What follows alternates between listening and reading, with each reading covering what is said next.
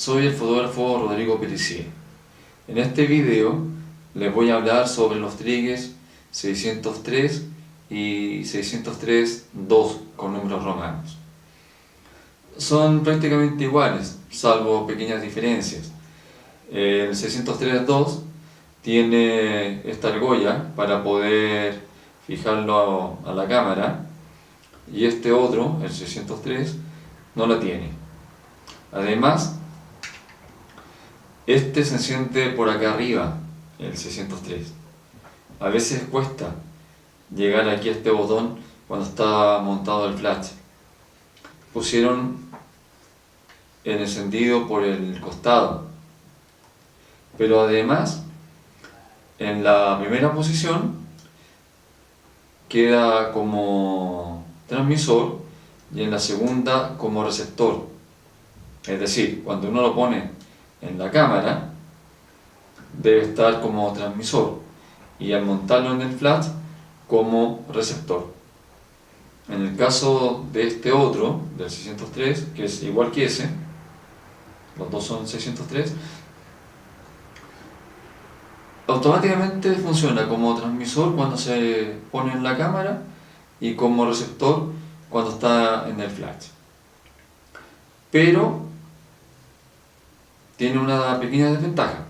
Este botón que tiene acá no permite probar los flashes antes de tomar la fotografía si están disparando o no. Este botón lo tienen para disparar la cámara. Es como un control remoto.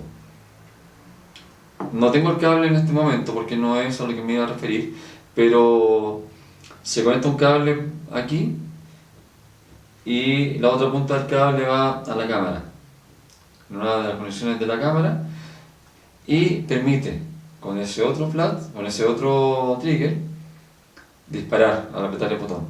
Pero no sirve el botón, como les digo, para disparar los flashes. En cambio el 603.2 sí permite probar las luces. Vamos a hacer aquí una pequeña demostración. ¿Ven? En este flash es fácil llegar, ¿eh?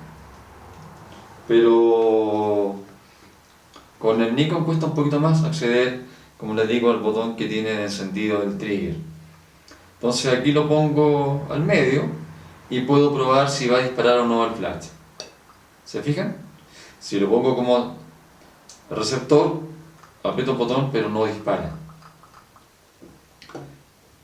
Ocupan dos pilas AAA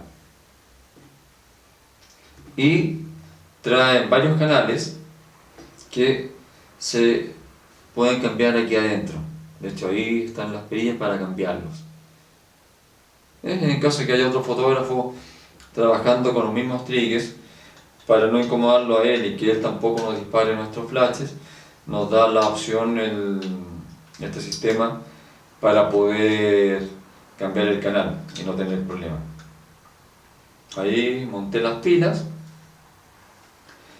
Voy a montarlo en la cámara, lo apagué primero, lo montaré en la cámara, ahí está, creo que está bien puesto, y pondré este otro flash, lo pondré en este soporte, que lo encuentro muy práctico a veces cuando uno anda con los trípodes para el flash. El flash se sienta aquí atrás y el trigger adelante. Ahora, la ventaja de este trigger, bueno, y de muchos otros, pero no de todos, es que podemos además montar un flash adicional sobre él.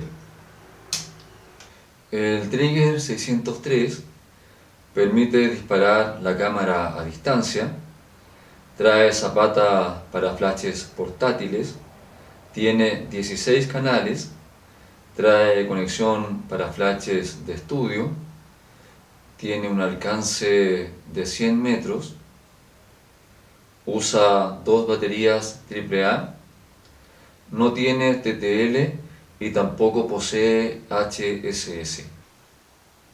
Se los quería mostrar, estos triggers, porque me parecen que son muy prácticos, son muy útiles para poder disparar. El sistema de la cámara, que ya lo he mostrado en otros videos, también es práctico, pero funciona con luz, el CLS.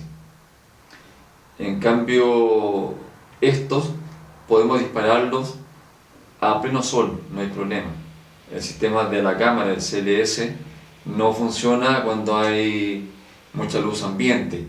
En cambio, al usar los triggers con radiofrecuencia, con frecuencia de radio, señal de radio, podemos usarlo en cualquier lugar, sin problema.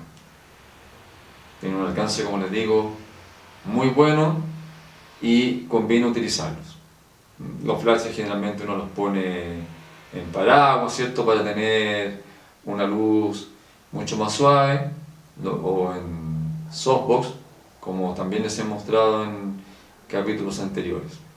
Una vez más, espero que este capítulo de los triggers les sea de gran utilidad y nos vemos en otro capítulo, pero antes no olviden de suscribirse al canal, que siempre hay conocimiento interesante que les estoy entregando. Hasta luego y muchas gracias por ver todos estos capítulos que ya he grabado y seguiré grabando, por supuesto. Hasta luego.